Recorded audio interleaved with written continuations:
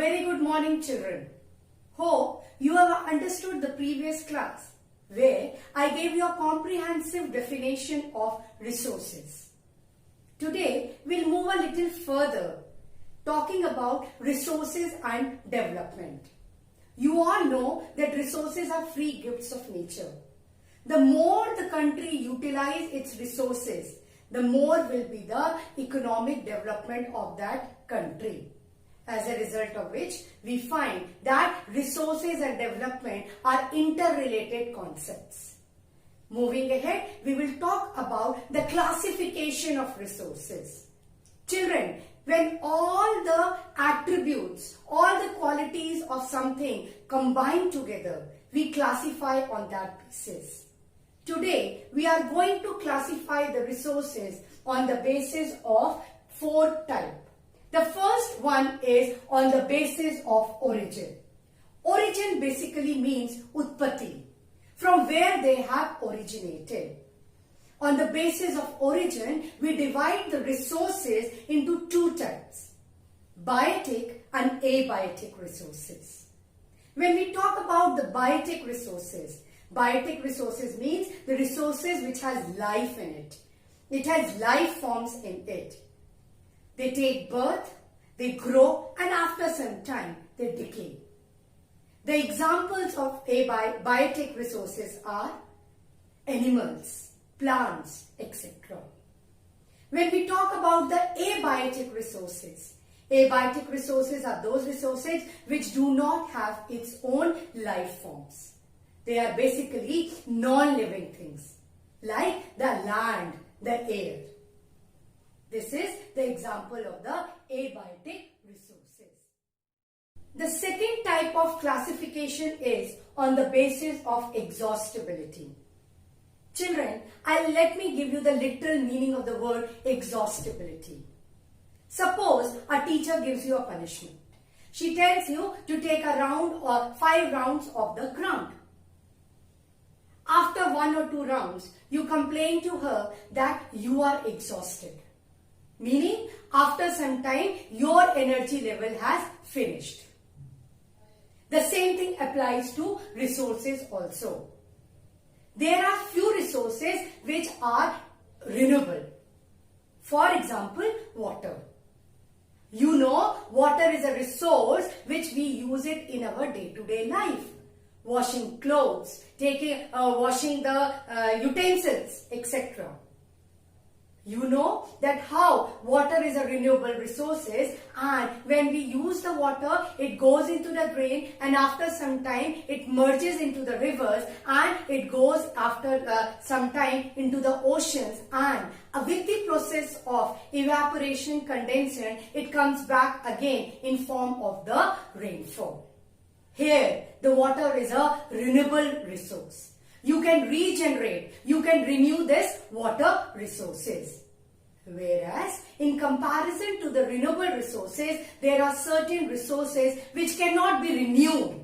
We cannot regenerate them. And since we cannot regenerate them, we cannot reproduce them, we call them as non-renewable resources. The best example of non-renewable resources is coal. Coal takes millions of years to evolve and to take its formation. Once the coal is finished from the earth crust, we cannot regenerate them. We cannot reproduce them. That is why it is known as a non-renewable resources. The third type of classification is on the basis of ownership. As the word itself suggests, owner. The first classification on the basis of ownership is individual owner. Individual owner means that one person has the exclusive and individual rights over that piece of land. For example, I am an owner of my piece of land in which I have constructed a house. Now, I use this land for my own self-consumption. Undoubtedly, I am contributing to the country, but I am utilizing it for my own self. A farmer owns a piece of land. He is the individual owner of that piece of land. He grows crops into it. But after some time, if suppose the soil fertility decreases and it makes a house over it or makes a farmland over it, he is utilizing it on his own self because he is the individual owner of that particular piece of land. A person who has the exclusive right over that individual piece of land. He has the whole individual rights and exclusive rights to utilize that land for its own self-consumption. The second classification in it is community resources. Community, as the word suggests. Community here means that nobody as compared to the first classification is the owner of that individual property, but it is owned community communally by a group, a church, a temple, a burial land. Nobody has an exclusive or individual rights over it. We own it exclusively. A park used for recreation, burial ground to bury the dead bodies, or a church or a temple which is used whenever we feel like going. Nobody is the individual owner of that piece of land. It is owned by the third type of resources is known as the national resource. As the word suggests, nation. All those resources which are found in our nation, in our territory. In our previous class, you have learned that India possesses a landmass of 3.28 million square kilometers. All the resources which are found in our territory, the government has exclusive rights over it. They utilize these resources for the development of our country. We cannot talk about other territories' resources. We do not have exclusive right over them. We have exclusive right of our territory, which is known as the national resources. The fourth classification, international resources. International. Those resources which does not belong to our country, but outside our country. Children, when we talk about the international resources, we find that in the coastal areas, from 12 nautical miles to 200 nautical miles, we have the exclusive contact over them. We acquire our exclusive rights over them. They are known as special exclusive zone, which means that our country possesses that from 12 nautical miles to 200 nautical miles, we have our exclusive right. We can do trade from any part of country to any part of country. From our country, we have exclusive rights. And all those resources which we extract will be utilized for the development of our country. Apart from 200 nautical miles are those resources which we do not have any rights over them. They are being acquired internationally. I hope you are clear with this kind of resources. Just to recapitulate on the basis of ownership, so that the things are clear cut in your mind, we find on the basis of ownership, the resources are individual ownerships, community ownership, national ownership, as well as international ownership. The last division of the resources, that is on the basis of development. As the word suggests, development. The more the resources are in our country, the more the country utilize these resources, the more will be the development of our country. In short, the government uses these resources for the development of our country. Our country is a developing country. The more we utilize these resources, we will be very soon attaining the status of a developed economy. On the basis of this, we'll talk about the resources which are based on the level of development. The first classification in this is potential resources. Children, several times you must have heard your teacher telling your parents that your child has a potential to do better. Potential basically means the ability to perform better. What is your ability to do better in your future examination? The same thing applies to the resources also. Potential, ability. Here we find that potential resources means the technology is there, the willingness is there, and we are utilizing these resources for the development of our country, that is known as the potential resources. To make it more clear, I'll give you an example of a solar energy. Solar energy, the technology is there, we are willing to use this technology, but we are not able to accomplish the whole resources into a usable form. From years together, we have solar energy. So many energy, this solar energy has been accumulated, but we are not able to utilize this solar energy for the development of our country. As a result of which, we find that these resources are being utilized minimally.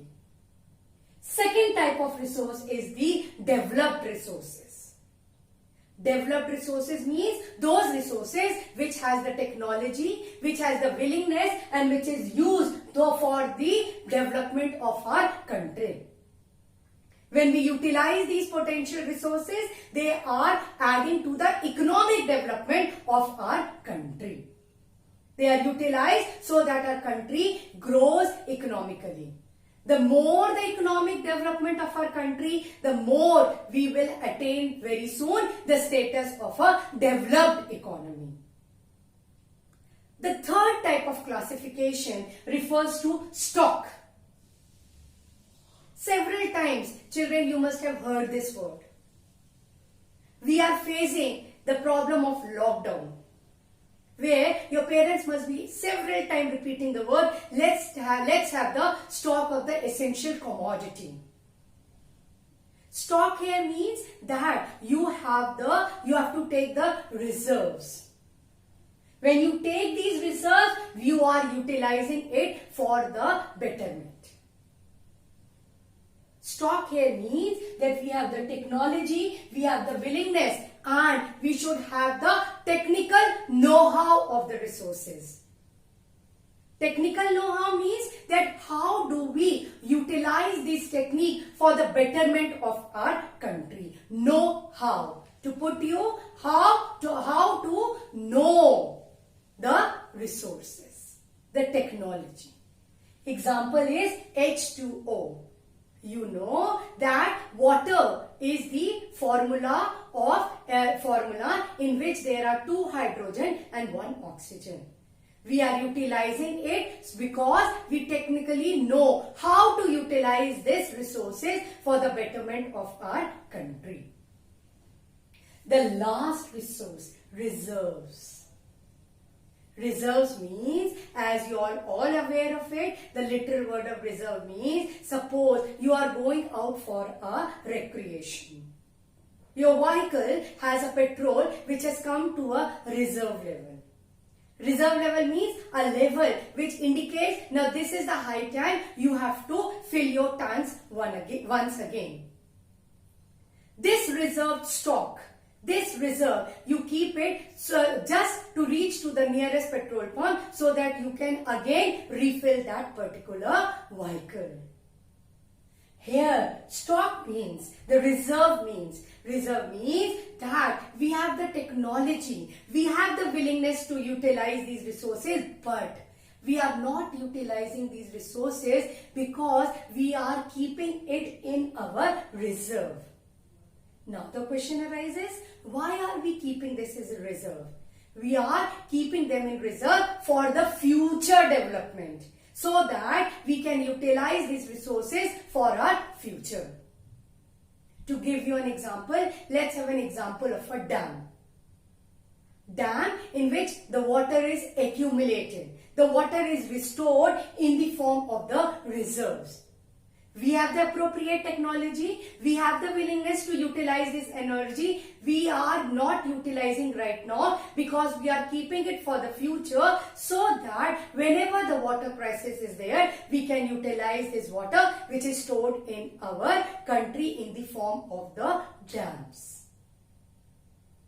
The water which is required in the dams can be used in the form of daily purposes, domestic purposes, or at times in the form of hydroelectricity. I hope you are clear cut with this demarcation.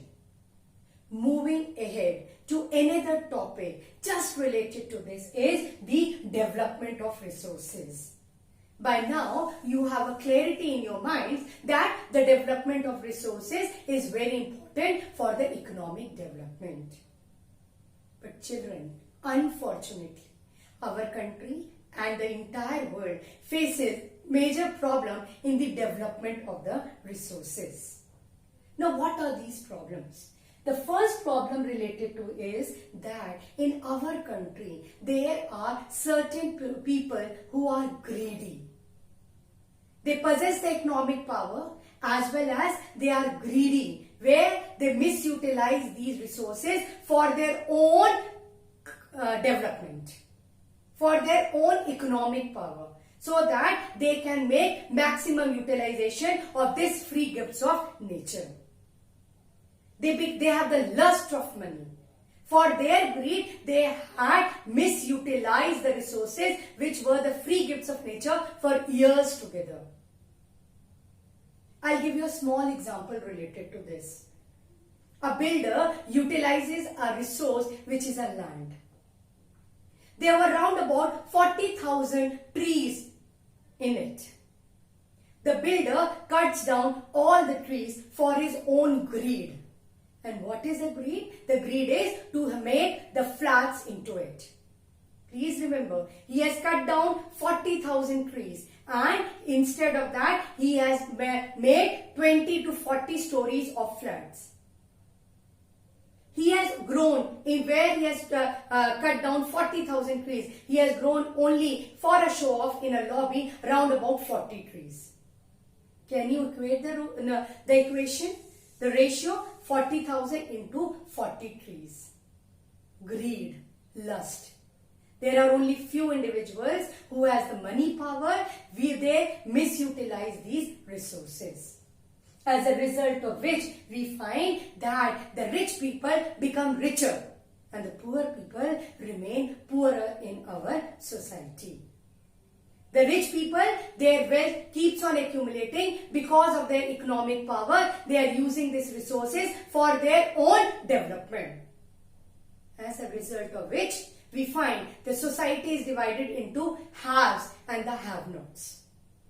Have mean the people, the greedy people who have all control over the land, that is a natural resource, the machines which is there, as well as all the resources which are found in this particular area. Whereas there is a large proportion of people who are the have-nots. They do not possess the natural resource. They do not have the piece of land. They are working on other piece of land for wages. And that too, they get at the end of the day minimum wages. Here, society divided between haves and the have-nots. There is a lot of gap between the haves and the have-nots. Indiscriminate usage of the resources by the upper strata of our society. The last point is, since they utilize the resources indiscriminately without thinking, just thinking that it is a free gift of nature, we find that for years together, recently, we find that there is an ecological disbalance. Ecological disbalance means that how we are facing the problem such as global warming. Global warming means the temperature is increasing very high. It is increasing at a large space. For example, you know that when we talk about the Himalayas, Himalayas are covered with snow throughout the year. Now, when the sun rays falls on them, this mountain which is covered with snow take the formation of the rivers. But as the temperature has increased so much because of global warming, because of the disproportionate equilibrium of the resources, we find that we have global warming. This snow is melting very fast at a very high speed. As a result of which, all the islands like the Antarctic, all the islands, they are submerging into this piece of land. And this is global warming. Last but not the least, ozone layer depletion. You know, our atmosphere, the environment is surrounded by a ozone layer. And when it is surrounded by the ozone layer, the disproportionate cutting of the resources, the greed of few individuals have led to the ozone depletion, where the temperature has risen so much that we find that there is a hole in the ozone layer. As a result of which, we find we are not able to develop as we could have developed when we had not faced these major problems. I hope I am quite clear with my explanation of development of resources. Thank you very much.